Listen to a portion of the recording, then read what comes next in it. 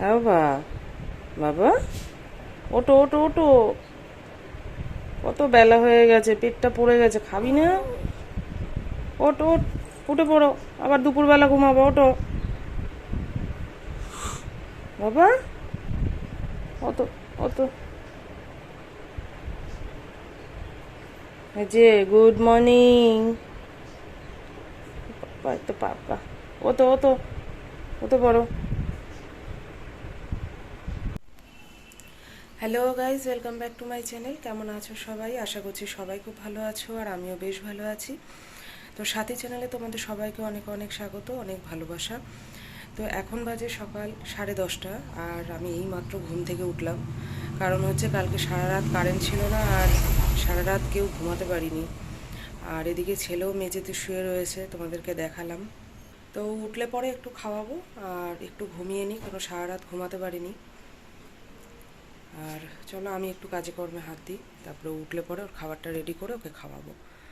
তো চলো দেখতে থাকো আজকে পুরো ব্লগটা, আশা করছি ভালো লাগবে।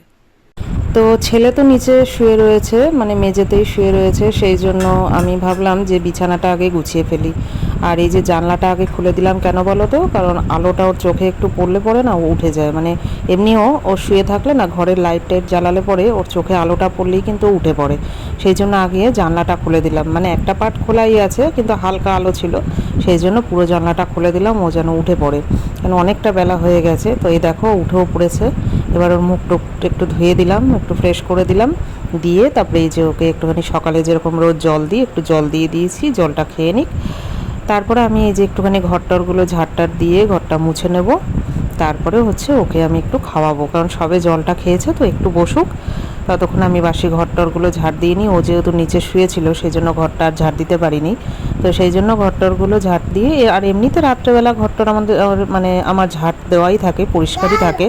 কারণ অনেক সময় কি হয়, এই যে কারেন্ট টারেন্ট চলে গেলে নিচে গিয়ে শুয়ে পড়ি, এত গরম তো, মানে তখন আর বিছানার এই জাজিমের গরমে আর শুতে পারি না। সেই জন্য একটা বালিশ নিয়ে নিচে একটা মাদুর হোক বা একটা কাঁথা হোক কিছু একটা পেতে না শুয়ে পড়ি, জানো তো। সেই জন্য নিচে শুয়ে পড়েছিলাম ভোরবেলার দিকে।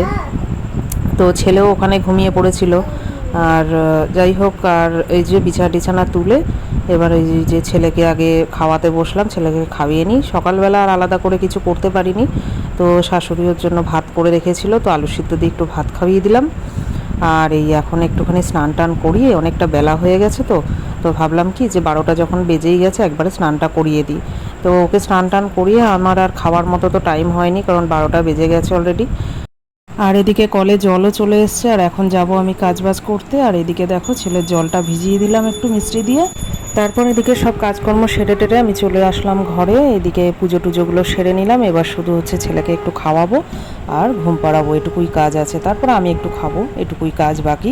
তো চলো বন্ধুরা, আজকে ব্লগটা এই পর্যন্তই শেষ করছি। সবাই ভালো থেকো, সুস্থ থেকো, টাটা।